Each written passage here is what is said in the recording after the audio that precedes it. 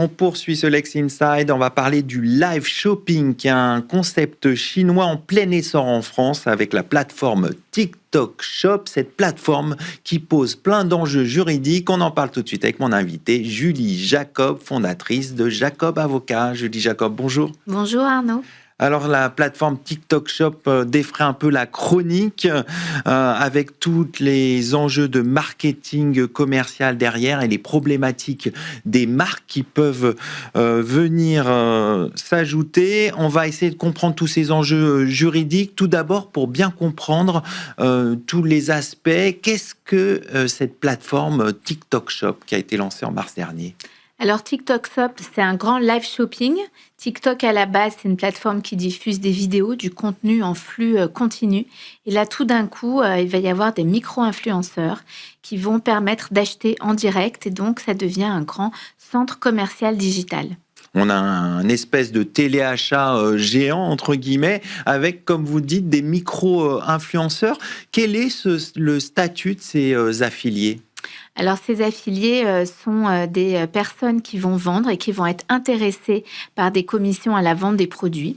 En général, c'est de la cosmétique, des produits pour la cuisine, des choses qui sont du quotidien. Et ces micro-influenceurs qui ne sont pas spécialement des professionnels vont devenir affiliés, vont se mettre sur une plateforme et vont offrir aux marques qui veulent faire du TikTok Shop leurs services pour vendre dans du live shopping.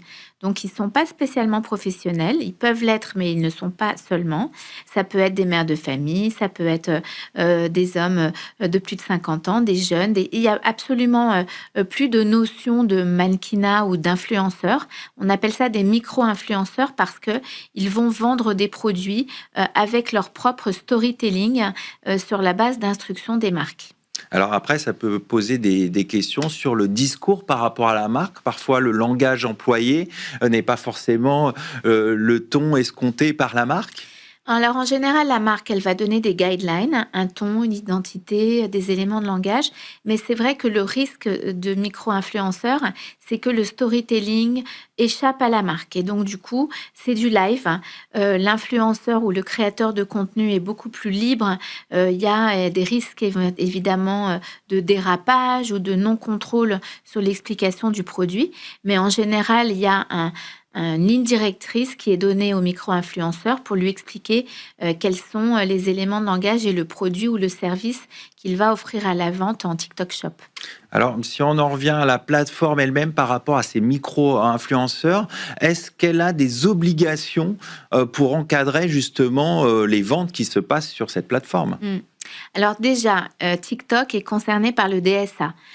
Digital Services Act, et c'est considéré qu'on appelle comme une très grande plateforme, et elle a donc des obligations d'évaluer les produits sur la qualité, sur les risques, beaucoup d'obligations de contrôle, d'accès aux algorithmes. On voit qu'il y a eu beaucoup de dérives, on pourra en parler sur la protection des mineurs et les risques chez les enfants, sur l'addiction, sur tous les risques possibles. Et donc, elle a des obligations d'avoir des modérateurs, de vérifier les contenus et puis surtout la vente des produits en elle-même, vérifier que la plateforme fonctionne réellement.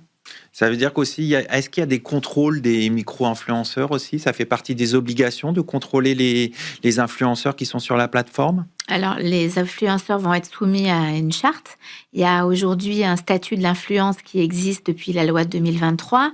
Il y a également une association, un syndicat qui s'appelle l'UMIC, qui protège énormément les influenceurs en créant des chartes pour les marques, des chartes pour les agents, des chartes pour les créateurs de contenu. Donc, on a déjà de la loi plus de la soft law. Et évidemment, il va falloir imposer à TikTok Shop ses obligations parce que la modération est quand même extrêmement faible. Il y a des lacunes énormes en termes de modération, pas tellement de transparence en termes d'algorithme. Donc, on espère que TikTok va se soumettre à notre régulation et à notre soft law. De quelle manière le contenu doit être modéré ? modéré par rapport au fait de vendre des produits qui sont licites, des produits non défectueux, pas de contrefaçon, pas d'atteinte aux droits des tiers, des produits qui sont autorisés. Il y a évidemment tout un tas de jurisprudence aujourd'hui en France, à l'étranger, sur la base de produits qui peuvent être interdits ou qui sont de la publicité mensongère, des faux produits amaigrissants, tout un tas de choses sur les crypto-monnaies. On a eu pas mal de sanctions contre des influenceurs déjà qui ont été prononcées. Et donc, du coup, les micro-influenceurs vont avoir les mêmes obligations que les créateurs de contenu en tant que tels et tel que le cadre juridique existe aujourd'hui. Et le risque le plus important, c'est pas le risque de la propriété intellectuelle, l'atteinte aux droits des marques?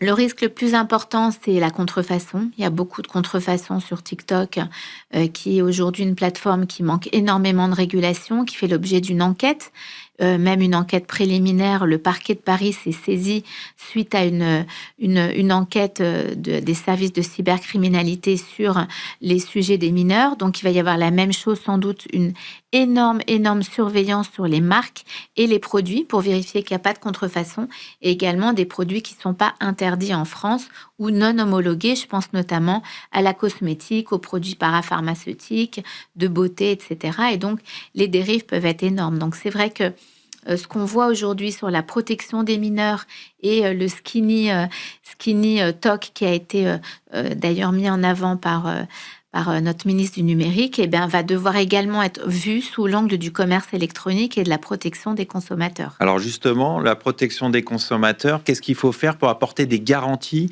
aux consommateurs dans ce cadre qui paraît fou, où on a une multiplicité de possibilités de contrefaçon ou de produits interdits qui peuvent être diffusés? Eh bien, aujourd'hui, on a le code de la consommation qui va s'appliquer, puisque TikTok Shop peut s'adresser donc à des consommateurs français. Donc, notre code de la consommation avec la garantie des produits, le droit de rétractation, la possibilité de renvoyer si jamais toutes les règles du droit de la consommation et qui sont prévues par notre réglementation française. Également le DSA, qui est un cadre qui va être appliqué à cette grande plateforme qui est TikTok. Et donc, du coup, on va devoir évidemment s'assurer d'interdire un certain nombre de pratiques, notamment vendre à des mineurs, notamment offrir des cadeaux à des mineurs, interdire les dons, faire une protection renforcée sur les produits, vérifier l'âge, tout un tas de choses pour éviter les dérives, l'addiction, les flux continus de TikTok qui est très addictif, et donc du coup les dérives possibles en termes de téléachat, puisque cette nouvelle version du téléachat qui est déjà très addictive par TikTok peut être encore aggravée. Alors, vous parlez de l'addiction à ces contenus. Est-ce qu'il y a des contraintes juridiques au niveau du marketing digital?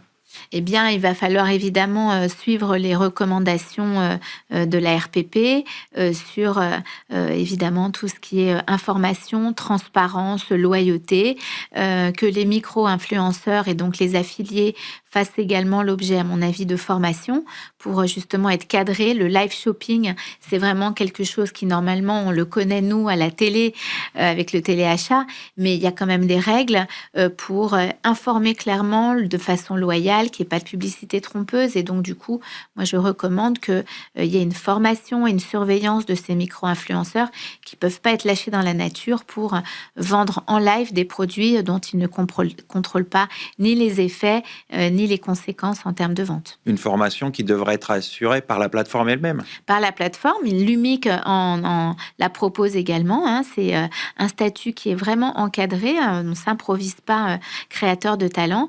Il y a des créateurs de talent qui sont même journalistes, d'autres qui font de la promotion de la marque, mais tout ça est très cadré dans le but de protéger les consommateurs et les plus vulnérables, dont je pense surtout aux mineurs sur TikTok. On va conclure là-dessus. Merci Julie Jacob. Je rappelle que vous êtes fondatrice du cabinet Jacob Avocat. Tout de suite, on enchaîne sur un autre sujet en matière de droit social. On va parler emploi des seniors.